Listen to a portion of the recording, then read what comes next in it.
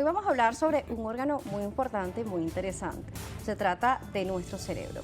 Tiene diferentes divisiones, funciones específicas y además una conexión neuronal que comanda todo nuestro organismo y además a todos nuestros órganos en general, incluso los externos e internos.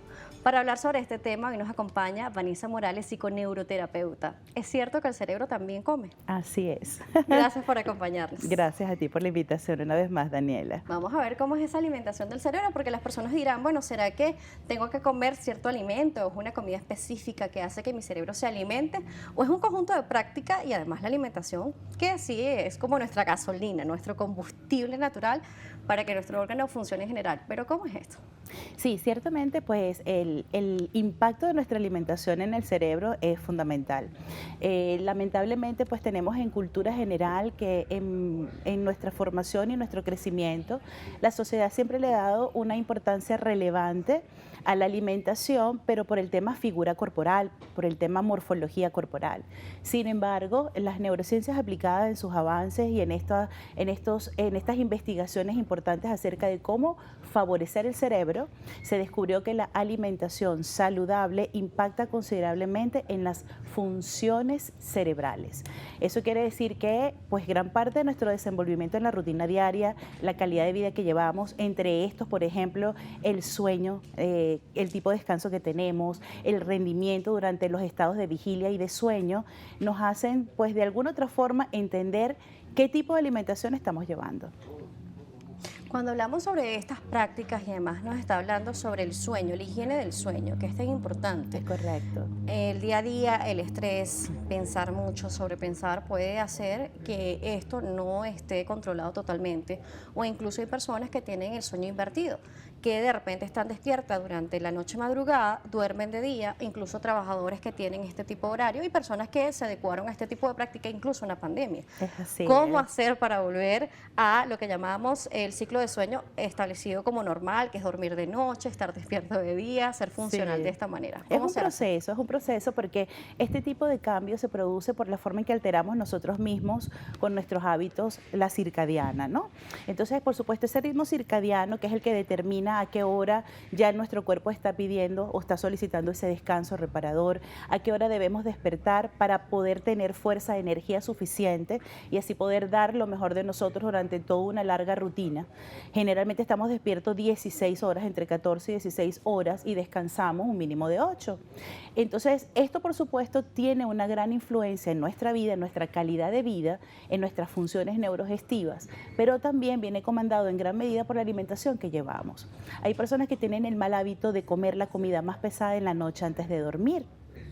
Y muchas veces estos alimentos van cargados de carbohidratos y de grandes cantidades de azúcares. Y obviamente pues el carbohidrato y el azúcar, como bien lo hemos conocido durante mucho tiempo, no solamente se convierte en grasas que se alojan en los tejidos adiposos, sino también causan daños muy funcionales en el cerebro. ¿Por qué razón? Porque el consumo de azúcares y de carbohidratos está asociado a la deficiencia del triptófano. El triptófano es un aminoácido reactivo importantísimo para poder nosotros utilizar nuestras funciones lombofrontales en nuestra vida con optimismo, es decir, la atención y la concentración, la capacidad de memoria, la discriminación visual, auditiva, táctil, gustativa, el desempeño a través del comportamiento, la personalidad, los estados de humor.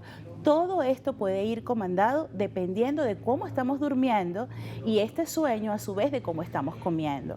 Y también por otra parte, durante el día, las veces que ingestamos alimentos, debemos realmente vigilar que estos estén cargados de ácidos grasos que sean buenos para nuestro cerebro, como por ejemplo el omega 3, el omega 6, por ejemplo, consumir frutos secos, que los frutos secos son altos en pirodoxina, que es también un aminoácido, una proteína importantísima para elevar los niveles de atención y concentración. Me voy a detener en este punto porque hablamos Sí. de los frutos secos y también vemos como especialistas en nutrición nos dicen que Es debemos de correcto. comer una cantidad específica justifica, porque si bien es cierto, es grasa buena, también en exceso podemos abusar y que nuestro organismo reaccione de una manera diferente. Entonces, bueno, hay que irnos con las cantidades recomendadas, porque como Así son tan es. ricos y lo vemos de una manera tan saludable y nos emocionamos con ellos y empezamos a comer grandes cantidades. Yo creo que ahí tenemos que vigilar las cantidades, pero también la calidad, porque en el mercado existen muchísimas marcas que te están vendiendo,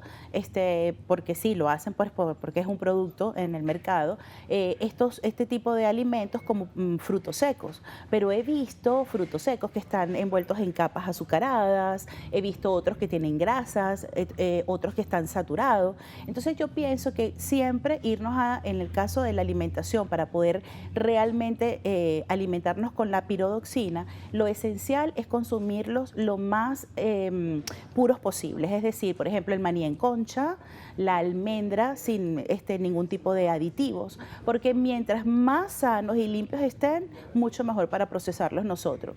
¿Qué sucede? No, las personas han separado durante mucho tiempo el estómago del cerebro, y lo que las personas no saben es que nuestro estómago y toda nuestra función digestiva está conectada directamente al cerebro. De hecho, al punto de que en el estómago, en las paredes estomacales, a través de un proceso coenzimático se crea una hormona llamada serotonina.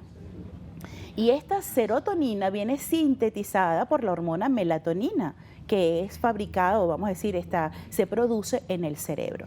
Ya todos lo conocen, en la glándula pineal propiamente dicho. Entonces, es importante establecer la conciencia de que nuestro organismo no está independiente uno del otro.